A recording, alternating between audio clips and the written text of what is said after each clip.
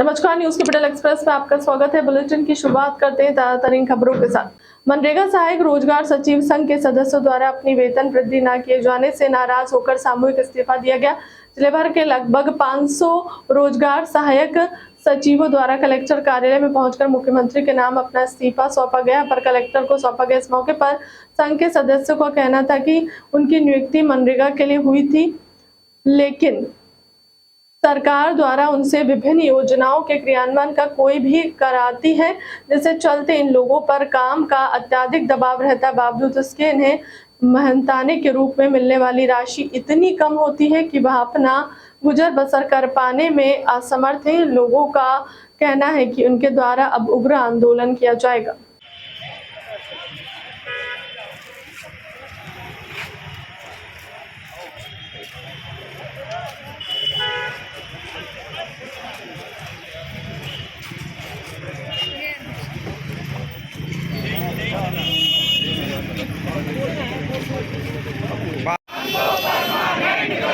अभी करो, अर्जेंट करो, हमको परमानेंट करो। नहीं किसी से भीख मांगते, हम अपना अधिकार मांगते। हम नहीं किसी से भीख मांगते, हम अपना अधिकार मांगते। चाहे जो मजबूरी हो, मांग हमारी पूरी हो। माता की हम सब एक हैं। हमारी सिर्फ एक ही मांग, हमारी सिर्फ एक ही मांग। बना ली हो आइए, एक आध मिनट यूनिवर्सिटी बना ली उठाए आने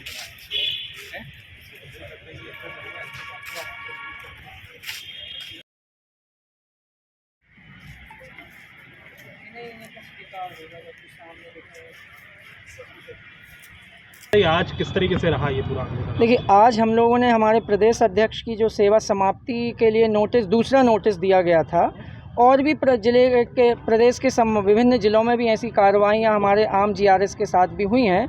तो उसके विरोध स्वरूप में हमने एक रैली निकाल के यहाँ पे सामूहिक इस्तीफा माननीय कलेक्टर महोदय के द्वारा माननीय मुख्यमंत्री के नाम से दिया है। और जैसे कि भैया ने अभी बताया कि आगे हम लोग और उग्र आंदोलन करेंगे अगर हमारी मांगें नहीं मानी जाती है। देखिए, हम लोगों को लगभग 12 वर्ष से 9,000 के अल्प वेतनमान में 23,000 ग्राम पंचायतों में ग्राम रोजगार सहायक कार्यरत हैं। और ग्राम रोजगार सहायक सबसे एजुकेटेड, अपनी ग्राम पंचायत का मेरिट बेस पे चयन हुआ था, सबसे एजुकेटेड, टेक्निकली अच्छा साउंड करता है और ऑफलाइन ऑनलाइन सभी काम हमारा ग्राम रोजगार सहायक करता है। हमारी बेसिकली नियुक्ति मनरेगा से हुई है, लेकिन हमें मनरेगा के अलावा ग्रामीण विकास विभाग की जितनी भी योजनाएं हैं, चाहे वो आवास योजना हो, चाहे वो SBM योजना हो, चाहे संबल हो, केंद्र सरकार की आयुष्मान योजना हो, अभी लाडली बहना हो, लाडली लक्ष्मी, विभिन्न प्रकार की जितनी भी योजनाएं हैं, समस्त योजनाओं का कार्यभार हम लोगों के ऊपर डाला जाता है। और कार्रवाई करने की बारी जब आती तो हमें मनरेगा का बेस, क्योंकि हमें मनरेगा के लिए काम करने का बिल्कुल समय नहीं दिया जाता है, NMS शुरू करा दिया गया, जिससे हमारा वर्कलोड और बढ़ जाए। हमें दिन में 2 बार, सुबह 11 बजे और शाम को 5 बजे जाके कार्यस्थल पर जाके फ़ोटो खींचनी पड़ती है। और साथ साथ हमें जनपद और सेक्टर लेवल की मीटिंगें अटेंड करनी पड़ती हैं।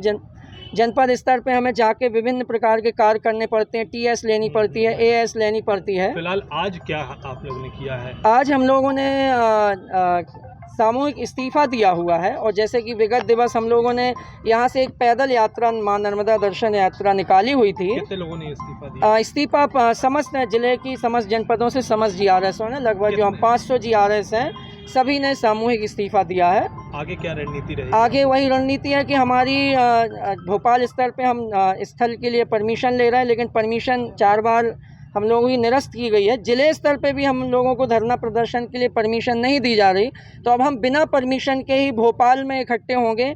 और हमारा प्रयास है कि 24 अप्रैल को माननीय जो हमारे यशस्वी प्रधानमंत्री श्री नरेंद्र मोदी जी आ रहे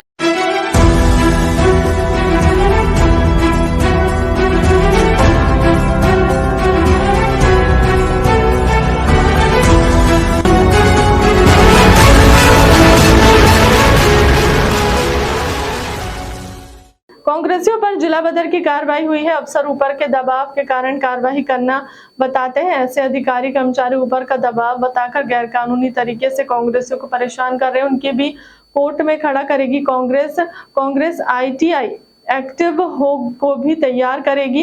बीजेपी नेताओं की जानकारी जुटाने के लिए RTI एक्टिविस्ट की टीम तैनात होगी। कांग्रेस संकल्प परिवर्तन यात्रा के तहत शुरुआती तौर पर कमलनाथ की होगी 3 सभाएं। दतिया, सुर्खी और सुर्खी के बीच में बदनावर में होगी कमलनाथ की सभा। सरकारी जमीनों की गई है हेरफेर को भी जानकारी जुटाएगी कांग्रेस।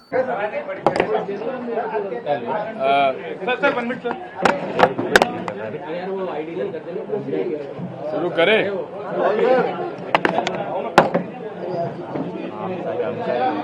माननीय कमलनाथ जी ने प्रदेश में कांग्रेस कार्यकर्ताओं पर हो रहे अन्याय और अत्याचार की जो समिति बनाई हुई थी, उसकी बैठक हम लोगों ने ली है और हमें इस बात की प्रसन्नता है कि उन्होंने शशांक शेखर जी को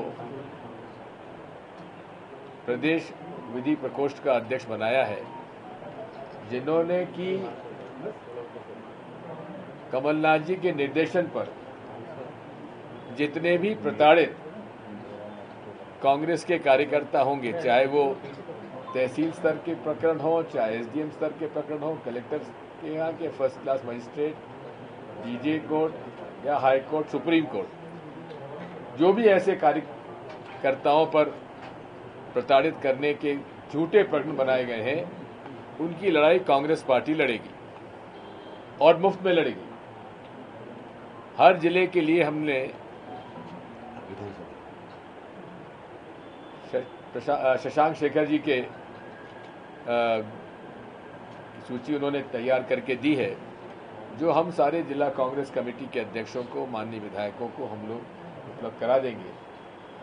और इसी के साथ साथ 2 हमारे टेलीफोन नंबर रहेंगे। आधी रात को भी किसी कांग्रेस के कार्यकर्ता को सताया जाता है तो उस नंबर पर वो फ़ोन करे तो तत्काल उसकी व्यवस्था हम लोग द्वारा की जाएगी। सर, इसी के साथ साथ मैं दतिया, सुर्खी और खुरई, रहेली, इन क्षेत्रों में गया था। छोटे छोटे प्रकरणों में लोगों को सताया जा रहा है। अब कुछ नहीं मिला तो 151 में बंद कर दिया। जमानत SDM ले लेता है, लेकिन जमानत ना लेकर वो छुट्टी पे चला जाता है SDM। तहसीलदार को कह जाता, तहसीलदार गैर हाजिर हो जाता है। 151 केस में भी 3-3, 4-4, 5-5 दिन लोगों को जेल भेज दिया गया और उनको सताया जा रहा है। खुरई में एक व्यक्ति कांग्रेस के कार्यकर्ताओं के ऊपर 9 फर्जी केस उसने लगा दिए और सब में FIR उसी के नाम से है। और जहां उसकी FIR में नाम नहीं है, वहां वो गवाह सबूत के लिए खड़ा हो गया। ऐसे महान व्यक्ति हैं जो कि हर ऐसी घटना में उपस्थित रहते हैं, या तो कंप्लेंटेंट के रूप में या गवाह के रूप में। इसी प्रकार से हम लोगों ने ये भी तय किया है कि हमारे कांग्रेस के कार्यकर्ताओं पर जिला बदर के केस बन जाते हैं, जिन पे कोई केस नहीं है, मामूली थोड़े से मारपीट के केस हों, उन पर भी जिला बदर की कार्रवाई हो जाती है। जब हम पूछते हैं कि साहब ऊपर का दबाव, ये ऊपर का दबाव क्या है, ये कौन से कानून की किताब में ऊपर का दबाव के आधार पर ये अधिकारी कर्मचारी कर रहे हैं। हमने ये तय किया है, ऐसे सारे लोग, कर्मचारी, अधिकारी जो ऊपर का दबाव बताकर गैर कानूनी ढंग से लोगों को परेशान कर रहे हैं, उनको भी अदालत में खड़ा करने के लिए हमारी तैयारी है। तीसरा, हम लोग RTI एक्टिविस्ट को भी तैयार कर रहे हैं। हमारा सेल यहाँ पर है, काफी अच्छा काम कर रहा है प्रकोष्ठ।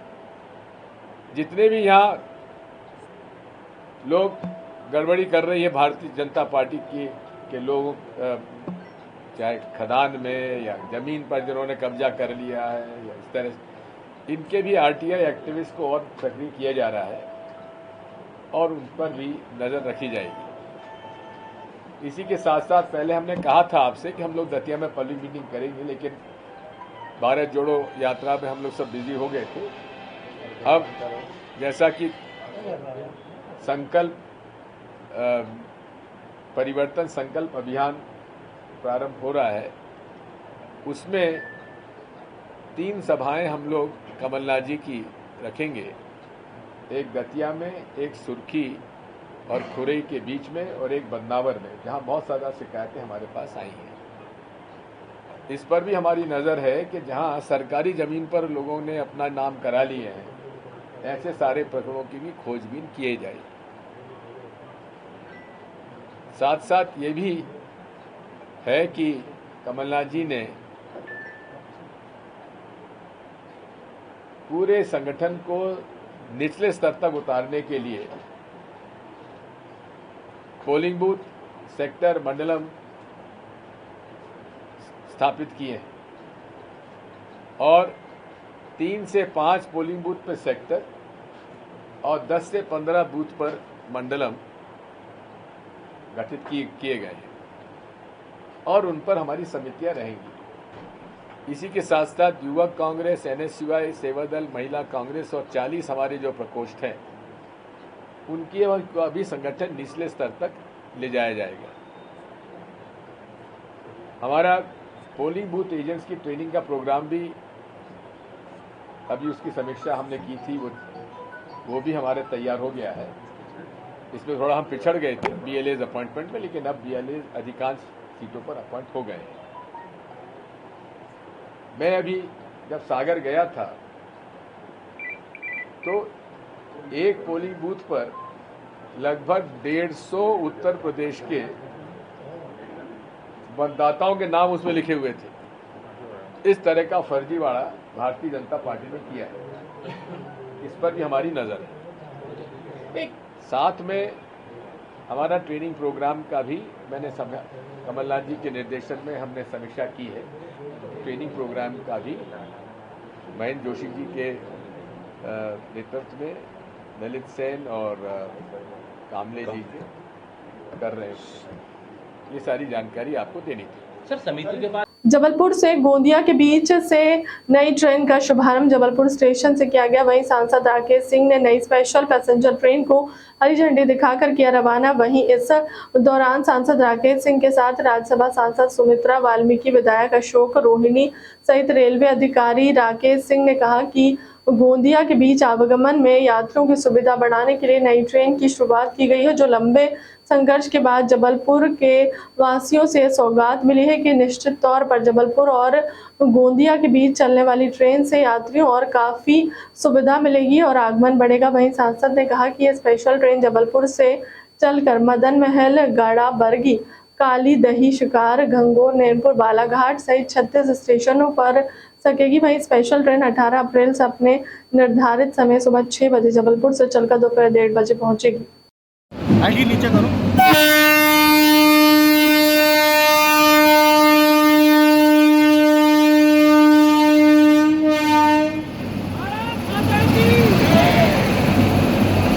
आगे नीचे करो क्या?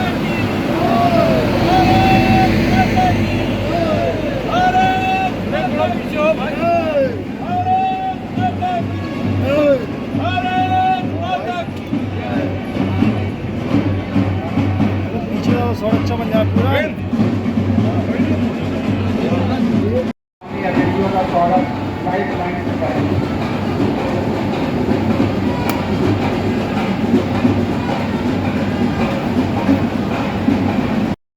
लिहाजा सर से अनुरोध करूंगा कि वे माननीय सांसद श्रीमती सुमित्रा वाल्मीकि जी का भी स्वागत करें।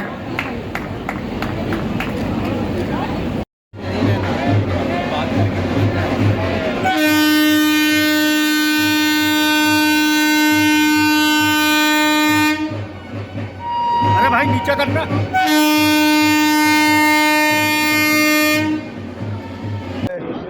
क्या क्या है इनका? गोंदिया की ट्रेन जबलपुर गोंदिया, जब भी ये नाम स्मरण आता है तो जबलपुर क्षेत्र में भारतीय जनता पार्टी के कार्यकर्ता और जबलपुर की जनता का एक लंबा संघर्ष वो भी स्मरण में आता है। श्रद्धेय अटल बिहारी वाजपेयी जी ने सौगात दी थी जबलपुर गोंदिया ब्रॉडगेज परियोजना की, जिसके पूरे होने से पूर्व से दक्षिण और उत्तर से दक्षिण की दूरी 273 किलोमीटर कम होगी। लेकिन बहुत लंबा संघर्ष करना पड़ा। कटनी से जबलपुर तक की हल्ला बोल पदयात्रा, काले गुब्बारे का आंदोलन, महापंचायत, पदयात्राएं, यहाँ तक कि बैलगाड़ी मार्च भी जो जबलपुर में उस समय की केंद्र सरकार, कांग्रेस की केंद्र सरकार के समय का विकास कार्यों की धीमी गति, बैलगाड़ी की गति को दिखाता था, वो भी हमें करना पड़ा था। लेकिन ये कहते हुए बहुत खुशी है कि जैसे ही देश में माननीय मोदी जी के नेतृत्व में भारतीय जनता पार्टी की सरकार बनी, फिर जैसे इस परियोजना को भी पंख लग गए और 500-550 करोड़ रुपए से शुरू होने वाली परियोजना जो बढ़ के 1000 करोड़ से ज़्यादा पहुंच चुकी थी, वो भी पूरी हुई। कटनी से जबलपुर, जबलपुर से लेकर इटारसी और जबलपुर से लेकर नैनी तक जो इलेक्ट्रिफिकेशन का काम 20 साल से प्रतीक्षा में था, वो स्वीकृत भी हुआ और 1100 करोड़ रुपए से अधिक का काम पूरा भी हुआ। मदन महल टर्मिनल स्टेशन 20 सालों से जिसकी मांग थी, 120 करोड़ की लागत, उसके लिए भी वो कार्य भी स्वीकृत होके उसका भी काम चल रहा है। और मुझे कहते हुए बहुत खुशी है कि जबलपुर गोंदिया ब्रॉडगेज परियोजना पूरी होने के साथ आज हम कह सकते हैं पूरे महाकौशल के साथ साथ जबलपुर के एक बड़ी संख्या में लोगों के आशा, अपेक्षा और विश्वास को आज वास्तव में पंख लगे। तब जबकि जबलपुर से गोंदिया तक की ट्रेन प्रारंभ हो रही है, कोरोना के कारण इसमें कुछ विलंब हुआ, लेकिन आने वाले समय में माननीय रेल मंत्री जी से मैंने बातचीत की है और भी ट्रेनों की सौगात मिलेगी। और ये कहते हुए मुझे बहुत खुशी है कि विकास के कार्यों में जबलपुर का रेलवे स्टेशन पूरे देश में अपनी एक पहचान बनाएगा, क्योंकि 300 करोड़ रुपए की लागत से जबलपुर के रेलवे स्टेशन का रीमॉडलिंग का काम प्रारंभ होगा। अभी उसकी तैयारियां चल रही हैं। पिछले दिनों हमने बैठक करके उसको अंतिम रूप दिया है। तो जबलपुर के सभी 6 प्लेटफॉर्म एक छत के नीचे होंगे। ये 2 मंजिला 3 मंजिला इमारत होगी और जिसमें सारी सुविधाएं होंगी। हम कह सकते हैं कि जबलपुर का ये रेलवे स्टेशन किसी भी एयरपोर्ट की तुलना में ज़्यादा भव्य और सुंदर होगा और यात्रियों की सुविधाओं के लिए एक आकर्षण का केंद्र होगा। तो कुल मिलाकर मैं देश के राहुल गांधी के यूपीए सरकार में हुई जाति जनगणना के आंकड़े जारी करने की मांग ने मध्य प्रदेश जोर पकड़ रहा है। वहीं विधानसभा चुनाव से पहले कांग्रेस ने जातिगत जनगणना के आंकड़े जारी करने की मांग उठाई है। कांग्रेस नेता अरुण यादव और कमलेश्वर पटेल ने प्रेस कॉन्फ्रेंस पर जातिगत जनगणना के आंकड़े जारी कर आबादी के हिसाब से आरक्षण देने का मुद्दा उठाया है। जातिगत जनगणना के सहारे ओबीसी के आंकड़े जारी करने की मांग की है। कांग्रेस नेता अरुण यादव, कमलेश्वर पटेल ने बीजेपी सरकार से सवाल पूछा। बीजेपी सरकार में प्रश्नों के लिए क्या हुआ, इसका जवाब आना चाहिए। जनगणना के आंकड़े जारी नहीं हो रहे हैं। कमलेश्वर पटेल ने कहा कि राहुल गांधी ने देश में पिछड़े की आबादी का मुद्दा उठाया। मध्य प्रदेश में हायर एजुकेशन 27% आरक्षण देने की बात हुई है, लेकिन लोगों को आरक्षण नहीं मिल पाया। देखिए, मैंने कहा कि ये प्रदेश जो है अव्यवस्था का चरागाह बन चुका है और मैं कह सकता हूँ कि Madhya Pradesh law and order के मामले में देश में सबसे निचले स्तर पर होगा। सबसे ज़्यादा असुरक्षित बहन बेटियां मध्य प्रदेश में ही हैं और अपराध के मामले में अगर हम बात करेंगे तो वहाँ भी मध्य प्रदेश देश में नीचे से नंबर 1 पर रहेगा। पूरा जो सिस्टम है वो कोलैप्स हो चुका है। मुख्यमंत्री जी केवल वो हवाई जहाज लेकर भाषण देने का काम जा जाकर विधानसभा में कर रहे हैं और पूरी सरकार नींद में सोई हुई है, भांग खाकर सोई हुई है। गृह मंत्री जी सुबह उठ के आपके साथ एक चर्चा कर लेते हैं और उसके बाद वो भी आराम के मुद्रा में रहते हैं। तो मुख्यमंत्री जी और गृह मंत्री दोनों जिम्मेदार, इसलिए आपकी पुलिस पिट रही है और आप देख रहे हैं तमाशा। एक विशेष बैठक आयोजित की गई थी माननीय अध्यक्ष जी के घर पे और उसमें सभी वरिष्ठ नेता उपस्थित थे। आगामी विधानसभा को लेकर बहुत सारे विषयों पर, विभिन्न विषयों पर बात हुई है। वचन पत्र को लेकर तैयारियां जोर शोर से चल रही है। बहुत शीघ्र ही माननीय अध्यक्ष जी खुद आपके बीच में आकर उसके बारे में चर्चा करेंगे और अब कैसे इलेक्शन मोड में जाना है। हर आदमी अपनी अपनी जिम्मेदारी लेकर इस इलेक्शन में हमारी सबने संकल्प भी हमने लिया है कि 2023 में मध्य प्रदेश में कांग्रेस की सरकार हमको बनानी चाहिए। देखिए, हम समझते हैं कि ये बहुत गलत निर्णय हुआ है। प्रदेश सरकार को अगर उनको आरक्षण देना है उनका अधिकार है, पर उनको अलग से इनको प्रपोजल सबमिट करना था, कैबिनेट में प्रस्ताव लाना था, विधानसभा में इसको पास कराना था। तो कहीं ना कहीं ये ओबीसी के अधिकार पे डाका पहले से डाल के बैठे हुए हैं। महाजन आयोग 14% कांग्रेस सरकार ने लागू किया था। मंडल आयोग जो गठित हुआ था उसको आगे बढ़ाने का काम इंदिरा जी ने किया, आयोग को भंग नहीं किया था। तो क्या अंतर है कांग्रेस और भाजपा में, इससे समझ में आता है। आज जब भ्रष्टाचार में देश के प्रधानमंत्री का नाम आता है, भाजपाइयों का नाम आता है, राहुल जी आवाज़ उठाते हैं तो वहाँ ओबीसी का अपमान होता है, तब मोदी सर नेम अपमानित हो जाता है। ओबीसी के मिले हुए अधिकार को छीनने की कोशिश कर रहे हैं, इसमें किसी का अपमान नहीं होता। ये देश के ओबीसी के लोगों को, प्रदेश के ओबीसी के लोगों को समझने की आवश्यकता है कि भारतीय जनता पार्टी की सरकार किस तरह से मिले हुए अधिकार को लगातार छीनने की कोशिश कर रही है। इन्होंने जो डाटा दिया है वो भी महाजन आयोग के समय जो सर्वे हुआ था, जो रिपोर्ट तैयार हुई थी, वही डाटा चुरा के दिया। इन्होंने कोई भी सर्वे नहीं कराया, फेक डाटा सबमिट किया है और इनको संवैधानिक दर्जा भी नहीं है। पिछड़ा वर्ग आयोग जो पुराना था उसको इन्होंने क्यों भंग किया, और कोर्ट में इन्होंने बंद ताला लगा के रखा है पिछड़ा वर्ग आयोग में। तो इनकी नीयत में खोट है। लगातार कहते रहे हम संवैधानिक दर्जा दे रहे, संवैधानिक दर्जा पूछ लीजिए पिछड़ा वर्ग जो कल्याण बोर्ड के जो चेयरमैन है, आज ही जाके पूछिए आपको संवैधानिक दर्जा मिल गया क्या। कितनी बार तो विधानसभा में मुख्यमंत्री जी ने बोला, इनके मंत्रियों ने बोला, पर आज तक कोई संवैधानिक दर्जा नहीं है। तो ये लगातार गुमराह करते हैं, अधिकार नहीं देते। जातिगत आंकड़ों को लेकर कश्मीर के राज्यपाल रहे, उन्होंने कहा था कि पुलवामा अटैक को लेकर जो उनका बयान है, आपने वीडियो देखे होंगे, कैसे देखे उस पूरे वीडियो को? देखिए, ये बड़ी गंभीर बात उन्होंने कही है और पूर्व राज्यपाल हैं और उन्होंने एक बहुत ही सेंसिटिव इशू को रेस किया है, जिसपे ना तो मीडिया का ध्यान गया है, मैं माफ़ी चाहता हूँ आप लोगों से, और न ही किसी ने इसको रेस करने की कोशिश की है। जो पुलवामा अटैक हुआ था उसमें मैं भी इसका खुलासा आज आपसे करना चाहता हूँ, क्योंकि मैं और कमलेश्वर भाई जहाँ पुलवामा का अटैक हुआ था वहाँ गए थे। राहुल गांधी जी की यात्रा हो रही थी, हम दोनों भाई उस मुकाम पर उपस्थित थे उस जगह पे, और वहाँ पर जो चर्चा लोगों से हुई वही चर्चा के बारे में आदरणीय मलिक जी ने अपनी बात को कही है। तो जो फैक्ट्स है, जो पुलवामा को लेकर उसको सरकार गंभीरता से नहीं ले रही है। और देखिए, आज हमारे 40 जवान शहीद हो गए इस पुलवामा अटैक में। तो आपको नहीं लगता कि इस पर सरकार को जवाब देना चाहिए? बिल्कुल देना चाहिए, सरकार की जिम्मेदारी है। सरकार जो सच्चाई है उससे मुकर रही है और उसको उस तथ्यों पे विषय पर बातें नहीं करना चाहती है। मेरे साथ में हमारे भाई और पूर्व मंत्री आदरणीय कमलेश्वर पटेल जी और रवि सक्सेना जी भी यहाँ उपस्थित हैं। आपका स्वागत। आज 2-3 इम्पोर्टेंट 2 इश्यूज़ हैं जिस पे लेकर आप सबसे हम दोनों भाइयों ने चर्चा करने का काम किया है। देखिए,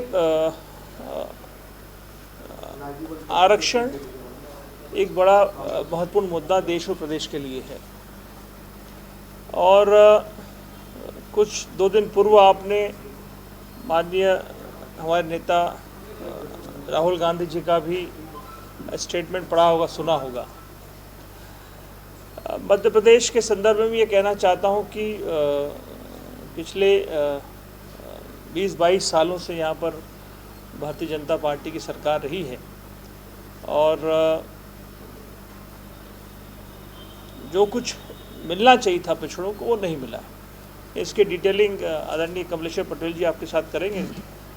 मैं नेशनल इशू पर ये बात कहना चाहता हूँ कि 2011-12 में जब मनमोहन सिंह जी की सरकार देश में थी, तब हमने जातिगत जनगणना का काम शुरू किया था, और ऑलमोस्ट वो जनगणना पूरी हो चुकी थी। खाली आंकड़े रिलीज़ करने का काम बाकी था, जिसके बाद सरकार पलट गई, दूसरी सरकार आ गई। पिछले 10 सालों से माननीय नरेंद्र मोदी जी देश के हमारे प्रधानमंत्री हैं, और लगातार पिछड़ों की बात जरूर करते हैं, जो भी बात होती है सिर्फ ज़मानी जमा खर्च होकर ख़त्म हो जाती है। हम प्रधानमंत्री जी से पूछना चाहते हैं, अमित शाह जी जो आजकल हमारे गृह मंत्री हैं, कि आपने 9 साल की आपकी सरकार देश में हो गई है, पिछड़ों के लिए आपने क्या किया, हम जानना चाहते हैं। जो हमने किया था 2012-13 में, उस पर भी आप रोक लगाए बैठे। तो मेहरबानी करके जो जातिगत जनगणना की आधारशिला, जिसकी शुरुआत माननीय सोनिया गांधी जी, राहुल जी और हमारी सरकार मनमोहन सिंह सरकार ने शुरू की थी, उसके आंकड़े रिलीज़ करने में आपको क्या समस्या है?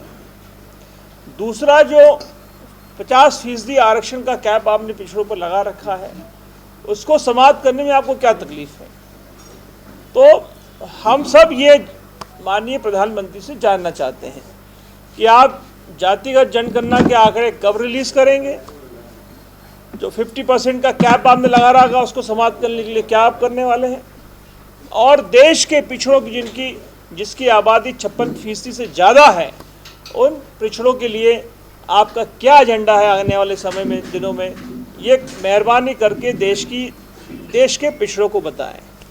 जब कोई इशू होता है तो पिछड़ों की याद जरूर आती है। अभी उनको पिछड़ों की याद आ रही थी कुछ दिन पहले, आपने देखा होगा, सुना होगा। और हमारे नेता राहुल गांधी जी को डिफेम करने के लिए कोई भी कमी केंद्र की सरकार नहीं रखती है। हम अभिनंदन करना चाहेंगे, स्वागत करना चाहेंगे कि उन्होंने देश के पिछड़ों की आवाज़ को बुलंद किया, अनुसूचित जाति जनजाति के लोगों की आवाज़ को बुलंद किया।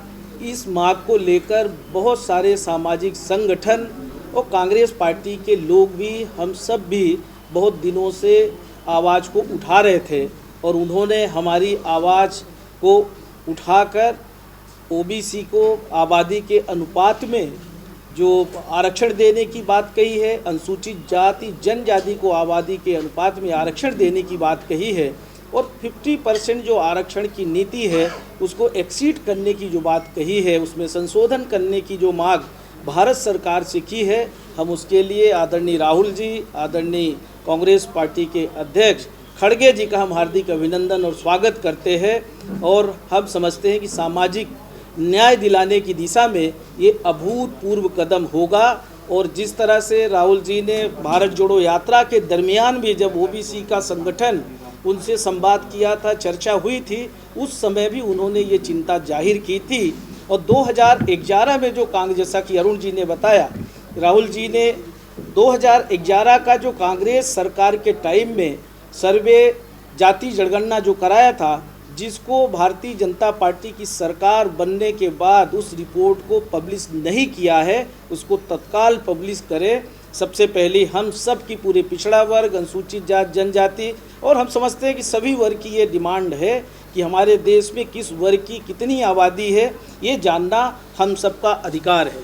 दूसरा, आप देख रहे होंगे कि 27% उच्च शिक्षा में कांग्रेस सरकार ने, यूपीए गवर्नमेंट ने हायर एजुकेशन में आरक्षण दिया था, जिसका इम्प्लीमेंट जिस तरह से होना चाहिए भारत सरकार नहीं कर रही है। यहाँ तक कि हायर एजुकेशन में ही नीट का भी, मेडिकल एजुकेशन का भी उसी के तहत आता है, हायर एजुकेशन में ही आता है। बाद में इन्होंने 2-3 साल पहले इसको पब्लिश करके और वाहवाही लेने की कोशिश की थी। तो कहीं ना कहीं ये समझ में आता है कि ये किस तरह से झूठ बोलते हैं और किस तरह से ओबीसी के लोगों को गुमराह करने की बात करते हैं। देश के प्रधानमंत्री ओबीसी के नाम पे, जाति के नाम पे देश के लोगों को, ओबीसी के लोगों को वोट तो ले लिया, पर सच बात ये है कि ओबीसी के लोग ठगे हुए महसूस कर रहे हैं। और यही हालात मध्य प्रदेश में भी है।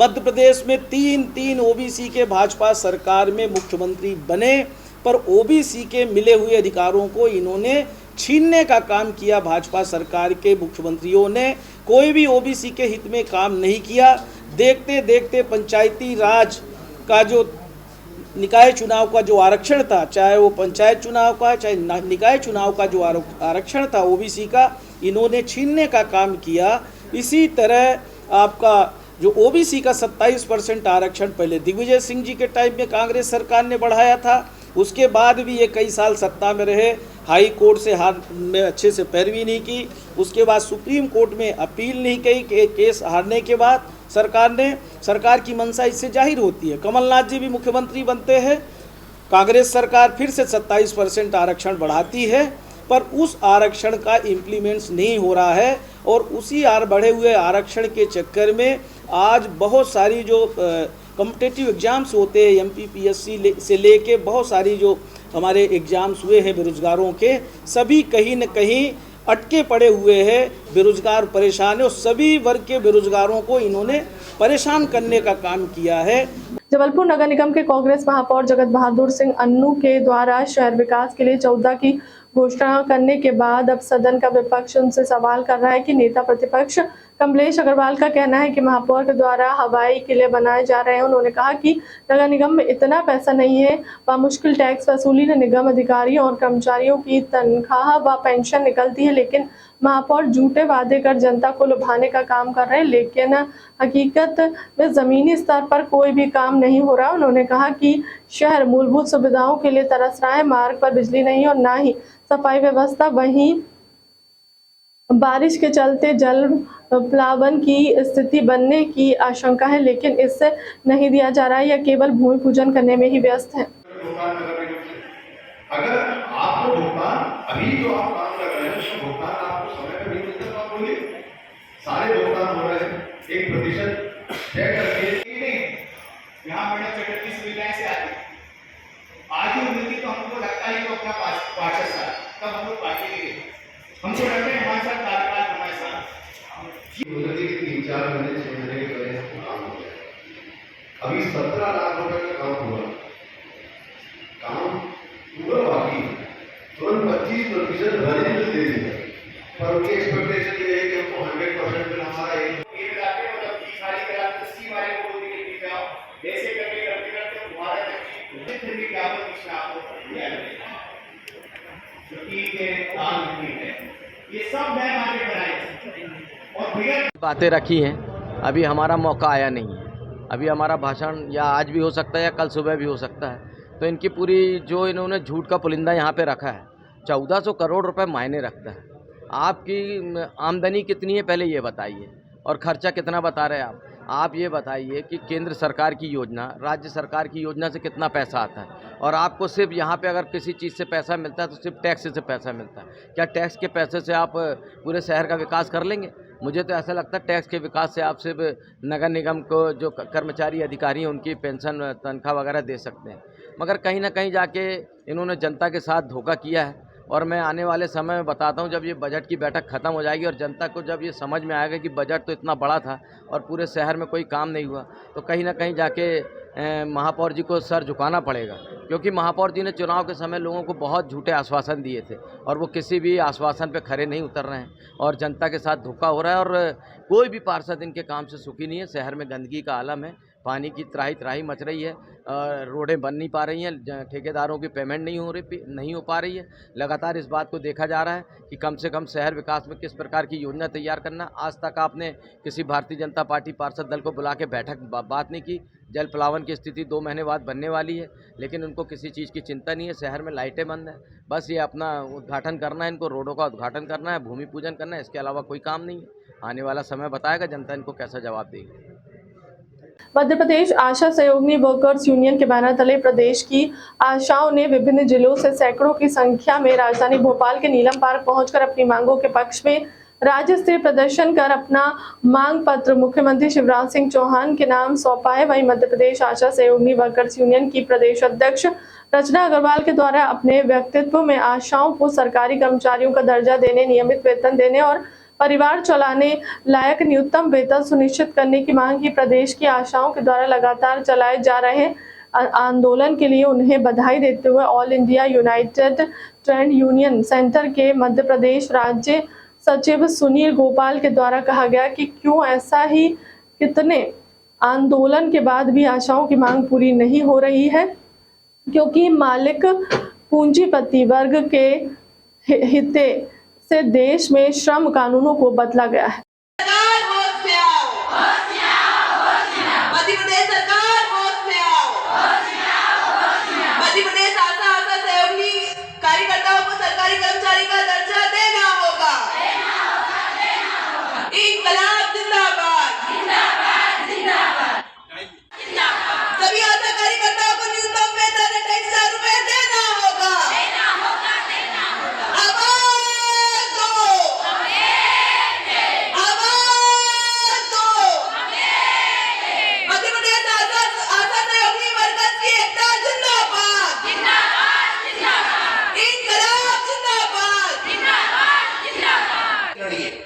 डर को दिमाग से निकाल दीजिए।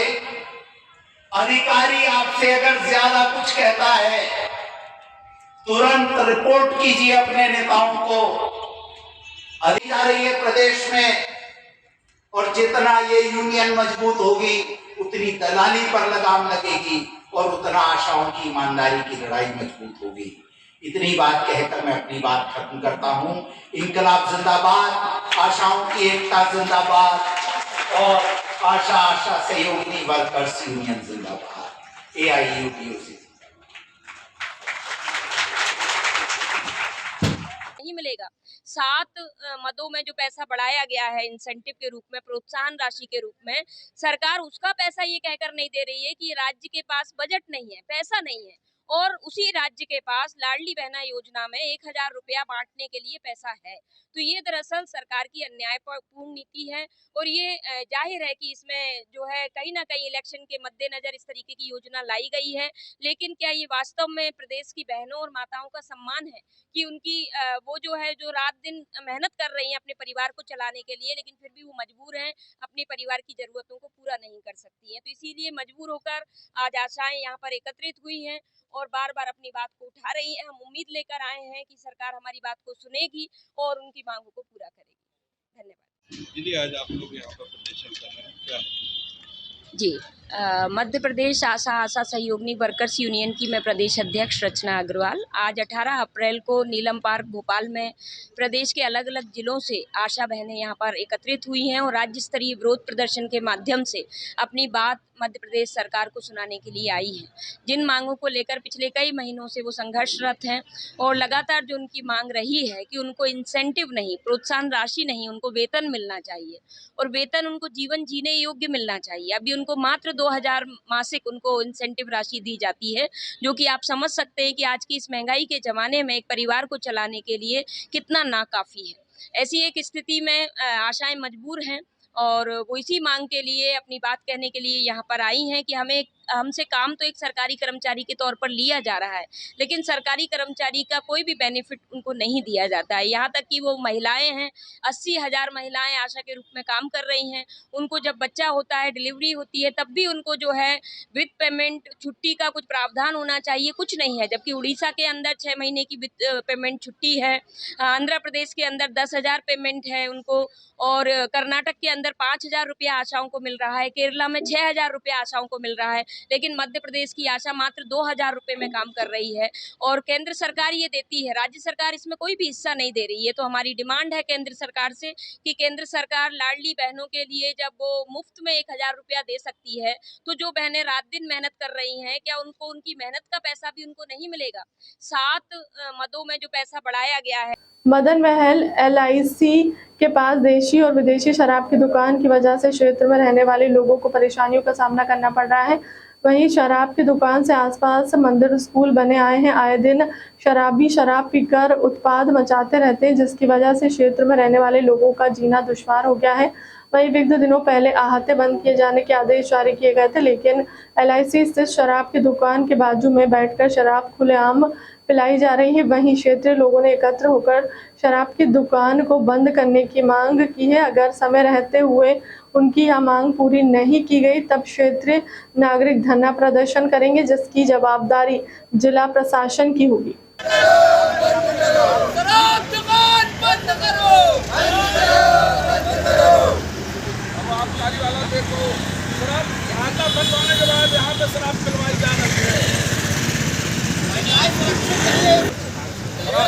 शराब दुकान बंद होने के बाद यहाँ शराब पिलवाई जा रही है।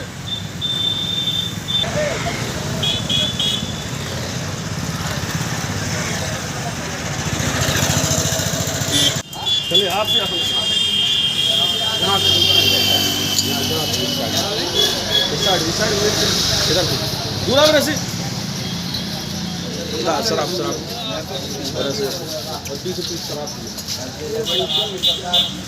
शराब दुकान का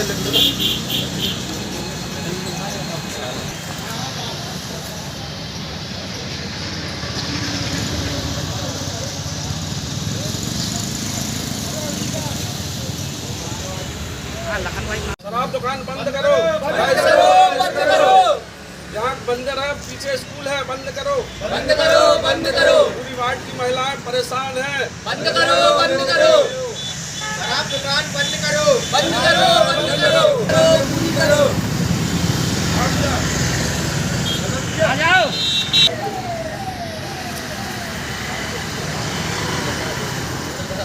बंद करो, बंद करो। शराब दुकान बंद करो, शराब दुकान बंद करो, बंद करो, बंद करो। शराब दुकानें बंद करो, बंद करो, बंद करो, बंद करो। शराब दुकान बंद करो, बंद करो, बंद करो। ये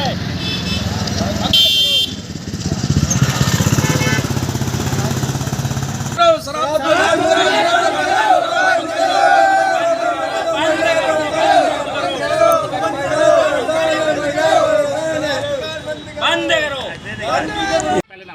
मेरा नाम है गंगा प्रजापति।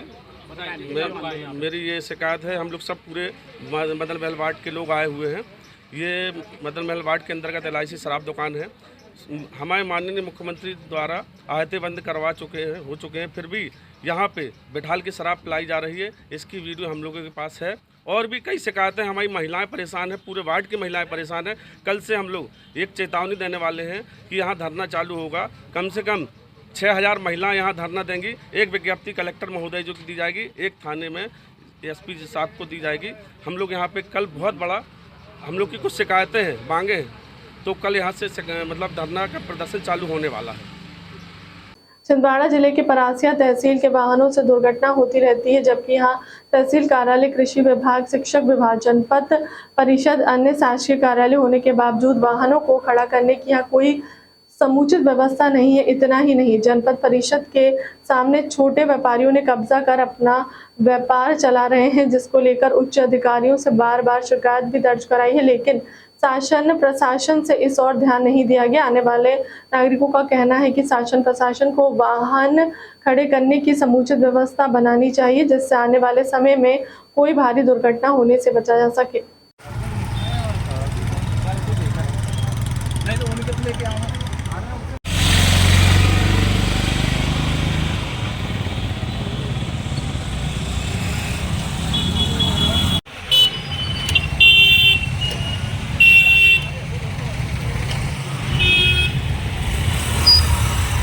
आने जाने पे यहाँ पे हम लोग को भी गाड़ी निकालने पे वहाँ पे बहुत परेशानियाँ होती हैं, बहुत सारी परेशानियाँ हैं। तो इसके लिए आपने इसके पहले कोई शिकायत वगैरह नगर परिषद वगैरह में दिया कि नहीं अभी तक? नहीं, शिकायतें तो नहीं किए। CO साहब से रिक्वेस्ट किए कि सर इस काम को जल्द से जल्द चालू करा दिया जाए ताकि जनता परेशान न हो।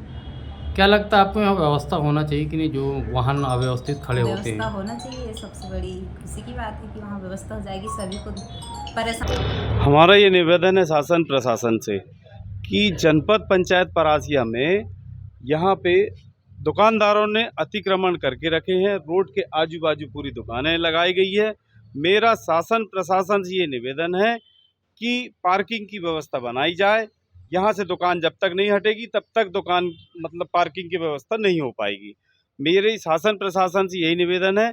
यहाँ पे सरपंच सचिव जो भी आते हैं उनको गाड़ी खड़ी करने की बहुत दिक्कत होती है।